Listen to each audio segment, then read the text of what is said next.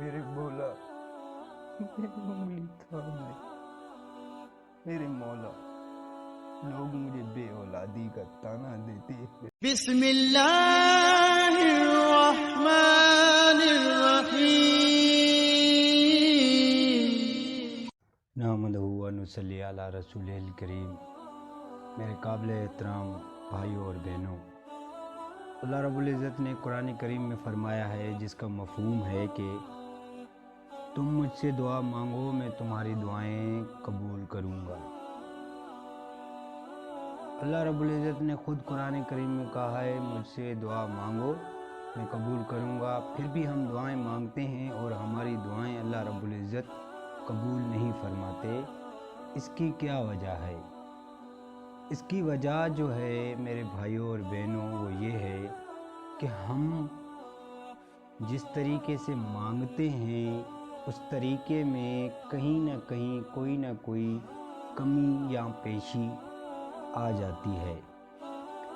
4 اصول میں بتاؤں گا، انشاءاللہ اگر یہ ہر دعا میں شامل کر لیے جائیں تو اللہ رب العزت ہماری ہر دعا قبول فرمائیں گے، بشرطے کہ وہ دعا ہمارے حق میں صحیح معنی سے بہتر ہو، کیونکہ ہم بہت سی چیزوں کو اپنے حق میں بہتر سمجھتے ہیں لیکن حقیقت میں وہ ہمارے حق میں بہتر نہیں ہوتی۔ وہ 4 اصول کیا ہیں؟ سب سے پہلے ہے کہ یقین رکھنا۔ جو بھی دعا ہم اللہ رب العزت سے مانگیں اس یقین کے ساتھ مانگیں کہ اللہ رب العزت انشاءاللہ ہماری دعا ضرور قبول فرمائیں گے۔ چاہے کوئی بے اولاد مانگ رہا ہے، چاہے کوئی بے روزگار اپنے لیے روزگار مانگ رہا ہے، چاہے کوئی بیمار اپنے لیے شفا مانگ رہا ہے، تو اسے یقین ہونا چاہیے کہ اللہ رب العزت انشاءاللہ میری دعا ضرور قبول فرمائیں گے۔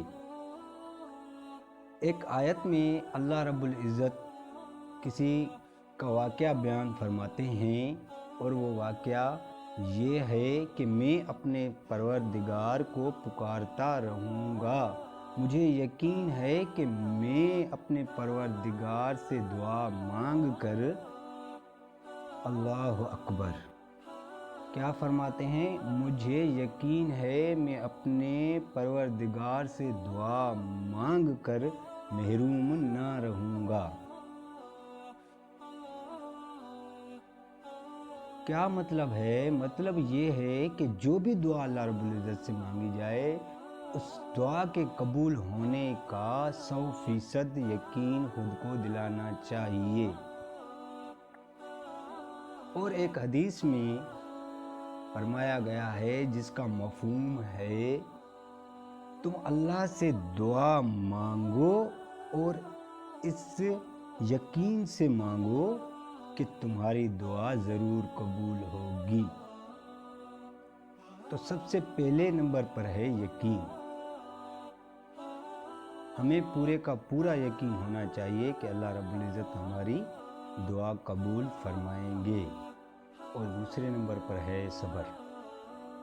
ہم کیا کرتے ہیں؟ ہم یہ کرتے ہیں کہ کوئی دعا ہم اللہ رب العزت سے مانگتے ہیں، 2-3 دن، 1 ہفتہ، 1 مہینہ یا زیادہ سے زیادہ 1 سال تک مانگتے ہیں، پھر ہم مانگنا ہی چھوڑ دیتے ہیں۔ دیکھیں بھائیوں اور بہنوں، تب تک ہمیں اللہ رب العزت سے دعا مانگنی ہے جب تک اللہ رب العزت ہمارے حق میں کن فیکون نہیں فرماتے۔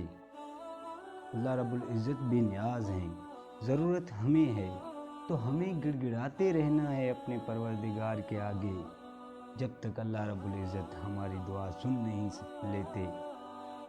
آنسو بہاتے رہنا ہے، پتہ نہیں کون سا آنسو میرے پروردگار کو پسند آ جائے اور میری زندگی بدل جائے، یہی سوچ کر اللہ رب العزت کے آگے رونا چاہیے اور مسلسل اللہ رب العزت سے دعا مانگنی چاہیے۔ سورۃ البقرہ میں اللہ رب العزت فرماتے ہیں، صبر اور نماز کے ساتھ مدد طلب کرو۔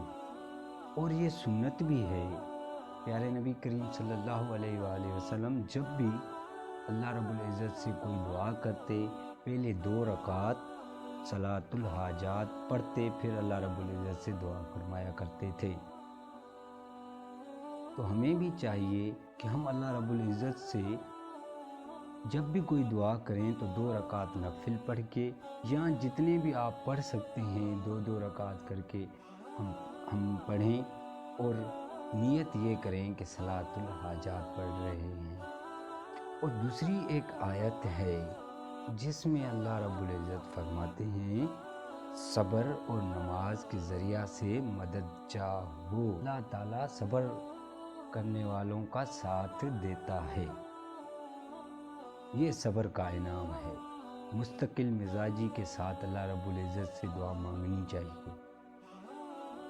اور ایک حدیث میں لکھا ہوا ہے جس کا مفہوم ہے بندے کو جتنی بھی چیزیں نوازی گئی ہیں ان میں صبر سے بہتر اور وسعت والی کوئی چیز نہیں ہے۔ یعنی کہ سب سے بڑی نعمت جو اللہ رب العزت کی طرف سے انسانوں کو عطا کی گئی ہے وہ ہے صبر۔ صبر رکھنا ہے۔ اور تیسرے نمبر پر ہے ناشکری نہیں کرنی چاہیے اللہ رب العزت کی۔ ہم کیا کرتے ہیں، ہم کوئی چیز اللہ رب العزت سے مانگ رہے ہوتے ہیں، کوئی دعا مانگ رہے ہوتے ہیں، تو اس عرصے کے دوران ہم بہت سے ایسے جملات اپنی زبان سے ادا کر دیتے ہیں جو کہ ناشکری سے بھرے ہوئے ہوتے ہیں اور ہمیں احساس بھی نہیں ہوتا۔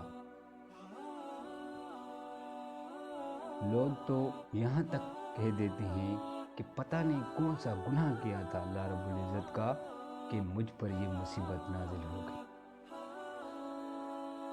اللہ اکبر، یہ کتنا گہرا جملہ اور یہ کتنا سخت جملہ ہم کہہ دیتے ہیں اور ہمیں احساس تک نہیں ہوتا کہ ہم اٹھ کر اپنے رب سے شکایت کریں، اور شکایت بھی کیا کریں کہ پتہ نہیں کون سا گناہ کیا تھا، جیسے کہ زندگی میں کوئی گناہ کیا ہی نہیں ہے۔ ایسے الفاظوں سے ایسے جملوں سے خود کو بچانا چاہیے اور صبر کا دامن نہیں چھوڑنا چاہیے۔ ناشکری اللہ رب العزت کی کبھی بھی نہیں کرنی چاہیے۔ ایک حدیث شریف میں بھی لکھا ہوا ہے، نبی کریم صلی اللہ علیہ وسلم نے فرمایا جس کا مفہوم ہے تم میں سے ہر کسی کی دعا قبول کی جاتی ہے جب تک وہ جلدی نہ مچائے۔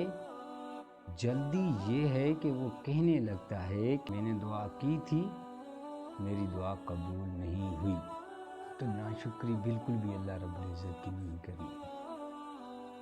اور اس کے بعد ہے عاجزی، کہ جو چیز ہم اللہ رب العزت سے مانگتے ہیں وہ عاجزی کے ساتھ مانگیں۔ قرآن کریم کی ایک آیت میں اللہ رب العزت فرماتے ہیں جس کا مفہوم ہے اور اپنے رب سے مانگو گڑ گڑا کر اور چپکے چپکے۔ گڑ گڑا کر تو سمجھ آتا ہے، لیکن یہ چپکے چپکے کیا ہوا؟ کیا ہم کوئی چوری کر رہے ہیں؟ نہیں میرے بھائی اور بہنوں، یہ جو چپکے چپکے اللہ رب العزت نے فرمایا ہے اس کا مطلب یہ ہے کہ تنہائیوں میں بیٹھ کے اپنے پروردگار سے گھنٹوں گھنٹوں اپنی بے بسی کا اظہار کریں اور اپنے پروردگار کو بتائیں کہ میرے مولا میں عاجز آ چکا ہوں، میں دکھوں تکلیفوں پریشانیوں کے دلدل میں پھنس چکا ہوں، جتنا باہر نکلنے کی کوشش کرتا ہوں اتنا ہی اندر دستا جا رہا ہوں۔ میرے مولا میری امید تھام لے،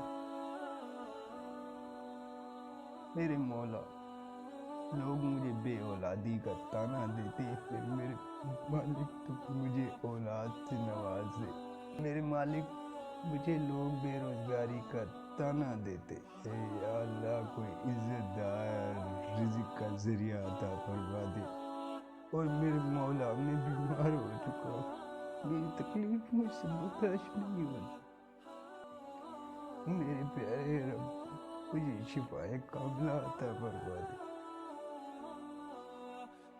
اس عجزی کے ساتھ تنہائی میں بیٹھ کر جب گھنٹوں گھنٹوں ہم اللہ رب العزت سے دعائیں مانگیں گے، انشاءاللہ اللہ رب العزت اتنی جلدی ہماری دعا قبول فرمائیں گے کہ ہم سوچ بھی نہیں سکتے۔ ہائے ہائے، میں بیٹھ کر ایک شعر لکھا تھا ایک دفعہ